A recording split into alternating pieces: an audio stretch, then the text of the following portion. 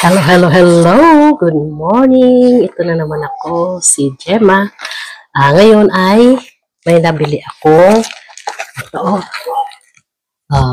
brine shrimp incubator.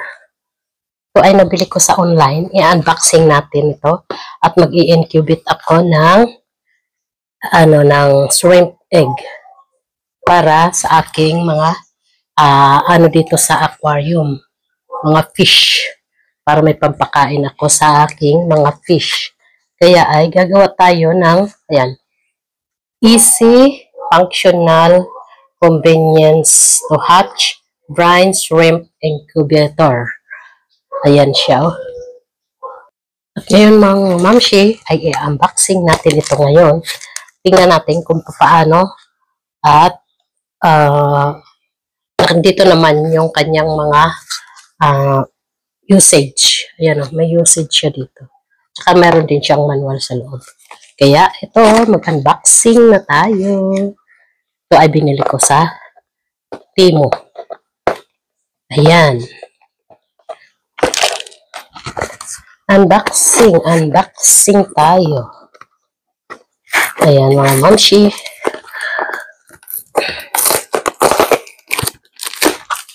Ayan, anong meron dito sa loob?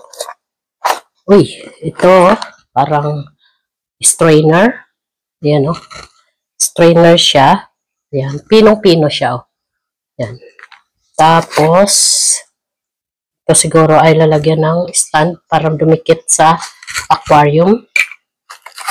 Ayan, installation manual.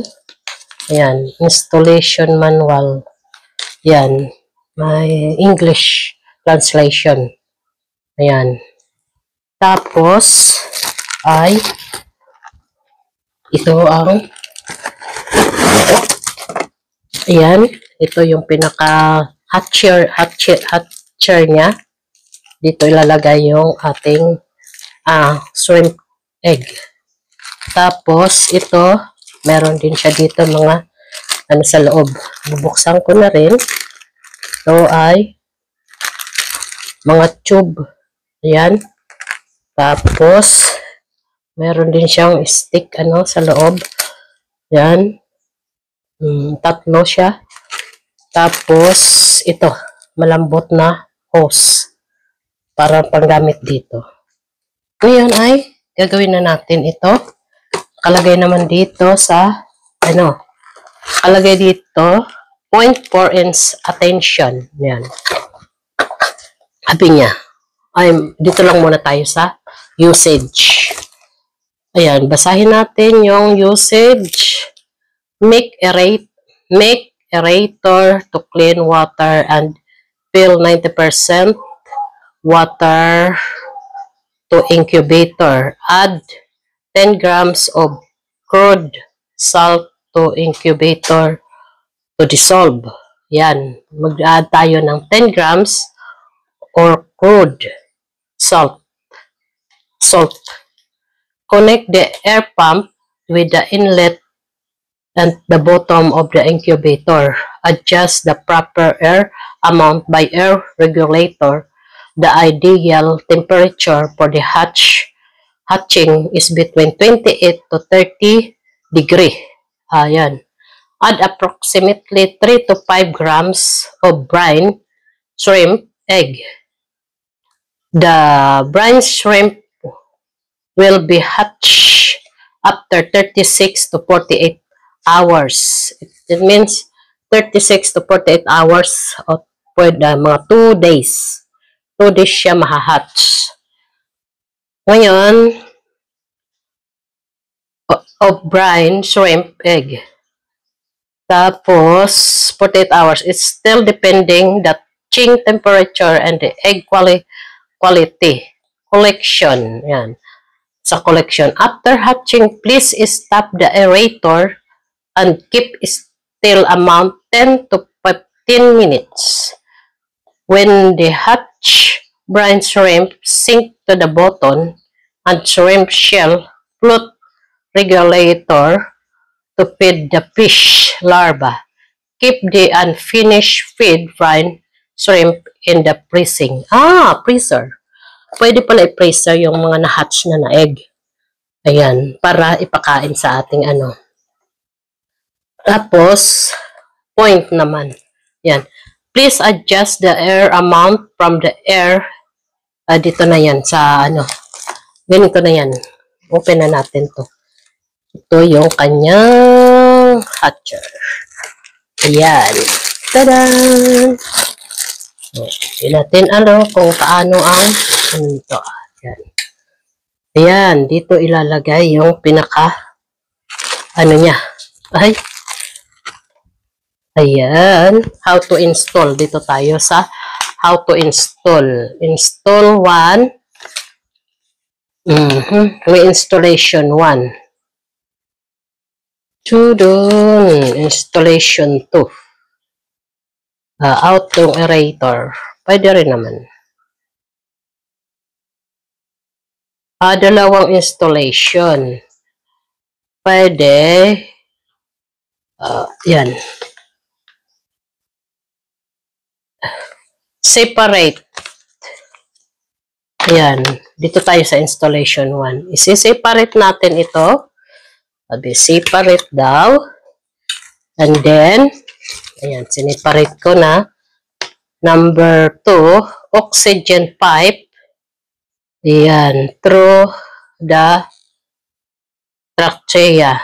The oxygen pipe is lalagay dito. Ayan, the oxygen pipe is put in here. And then, palulusutin natin dito sa ating aerator. Yan. Through the trachea. Yan. Oxygen pipe. Baka ito. Diretso na ba siya?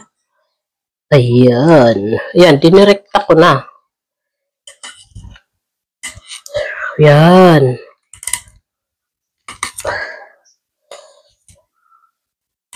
Kailangan nakalagay masikip natin kasi kailangan siya. Oops. Sikipan na natin maigi para hindi yung kanyang magtulo. Ngayon ay oxygen pipe. And then ibabalik na natin siya. Ganyan. Tudum! Ayan. Di ba? Kailangan yan. Hindi nakatupi. Ayan. Binalik ko na. And then, put this one, dito sa pipe. Para hindi bakit may pandikit siya? Ayan. Natin. Ayan. Ipasok natin ito dito. Ayan, Ayan. Sa loob ng glass. Ayan. Talagang kailangan siya maigi. Pasok. Para hindi siya Yan. Ayan. Tapos, ngayon ay ayan, nakalagay siya dito. Ididirekta na natin to sa aerator. Ayan. Pero huhugasan ko muna siya para yung para hindi yung mga dumi. Ayan. Linis muna natin. Iwawash ko muna siya. Ayan. Nahugasan ko na siya ng tubig. Ngayon ay ayan. Ilalagay natin ito yung sa ito yung brine ko. Binili ko rin siya sa online. Ayan. Ito. Brine shrimp. Ayan, brine shrimp egg. Ayan. Decapsulated by ayan, ready to feed. No hatching required. Rich nutrition, higher protein. Hindi na daw. Pero bakit ganun? Ready to feed na daw. Ayan. Pero tingnan ko rin, baka pwede pa. ready to feed na siya. Pero, magha-hatch pa rin tayo. No need to ano daw eh. Ngayon ay gagawin natin yung sabi nila dito. Ayan. Usage. 90% in water to incubator. Ayan. 10 grams of salt incubator to dissolve. Ayan. Salt. Magkuha tayo ng 10 grams of salt. Ayan. Ayan. Kuha tayo salt at saka water. Ang gamit ko na water ay purified water to. Kaya dito to sa yung filtered water. Ngayon ay gagamitan na natin ito. Tingnan ko. Kailangan siguro ikabit ko muna doon sa para malaman ko yung orator kung aandar. Yan. Kakabit natin muna doon. Tingnan ko muna kung okay. Ngayon ito, ipapasok lang natin dito. Yan, para ididikit lang to sa pinaka-stand to. Ididikit to sa aquarium. Para,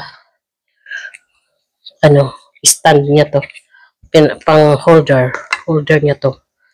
Sa loob ng aquarium. Kailangan nakahigpit ng maayos para hindi malaglag at mabaliktad yung ating incubator. Ayan. Hanap tayo ng pwesto na paglalagyan nitong ating incubators. Ayan. Ito siguro ang the best place na pagdidikitan ko ng dito sa gilid. Para ngayon ay yan. Dito siguro yan. O yan. O diba? Ngayon ay ilalagay natin dito yung orator para hindi mag yan. Kailangan kasi nakalubog siya sa tubig. Ayan, dito ko ilalagay sa gilid.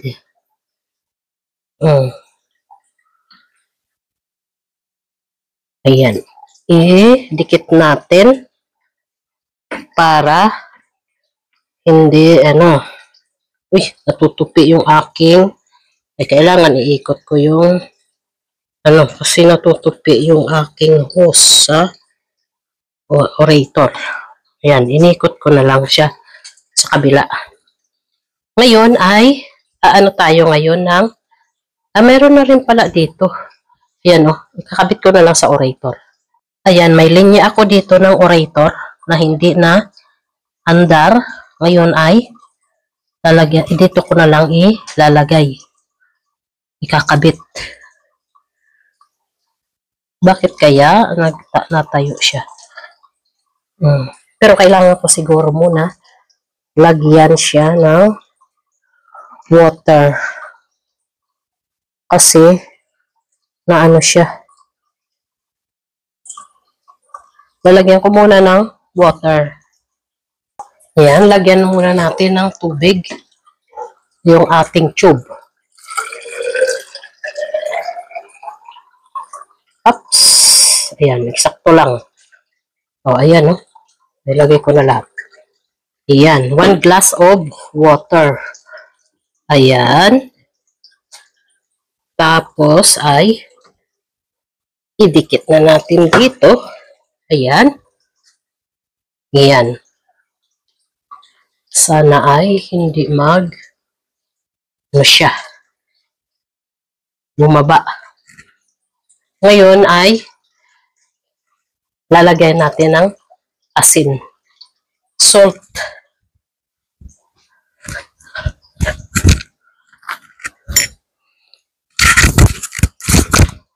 Lagyan natin ng 1 teaspoon of salt. Yan. 1 teaspoon of salt. kailangan ma-dissolve yan para hindi siya yan, i-dissolve natin. Ayan, tutunawin natin ng maayos. Ayan. Ngayon ay pwede na natin paandarin yung ating orator.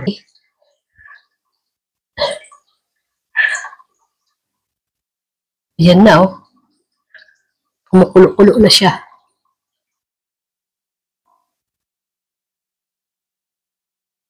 Kailangan yata ng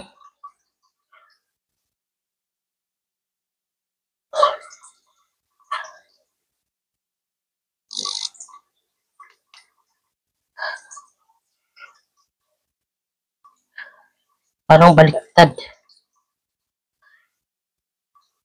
Dito tayo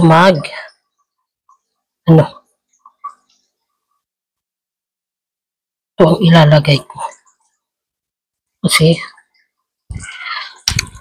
parang nag-aano siya.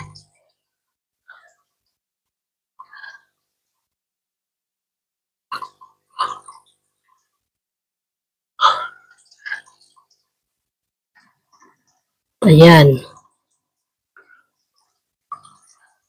Yan.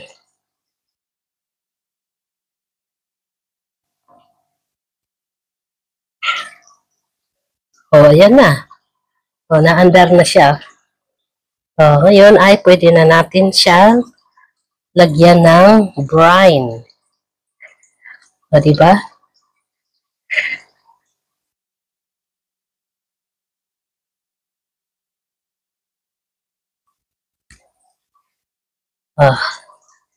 Ayan na, naandar na, oh. Pwede na ako mag-hatch ng egg ngayon sa ating brine. Ayan, start ko na yan. Ayan, binaliktad ko kasi baliktad pala yung paglagay ko nitong isang handle, yung handle niya. Ngayon ay pwede na ako mag-hatch ng egg. Ayan. Ayan, pwede na tayo maglagay ng itong ating egg hatch. 3 to 5, pero ang ilalagay ko lang is pwede na siguro mga 1.5 teaspoon. O kaya, yan, tama, 1.5 teaspoon. Lalagay ko na dito. Yan. Yan. Tchadan! Yan, oh.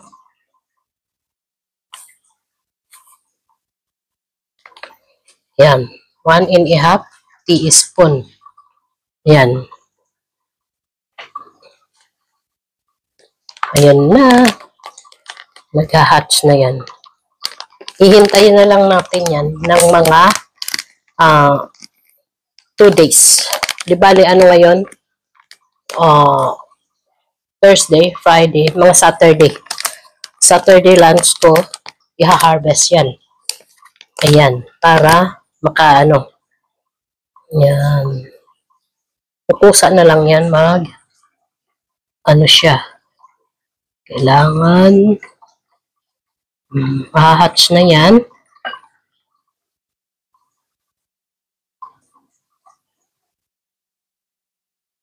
Ngayon ay tatakpan na natin yan.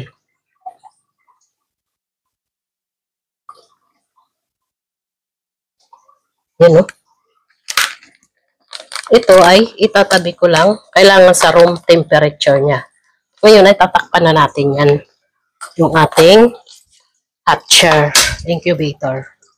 Tatakpan. Kailangan hawakan ko maigi. Baka bigla lumubog.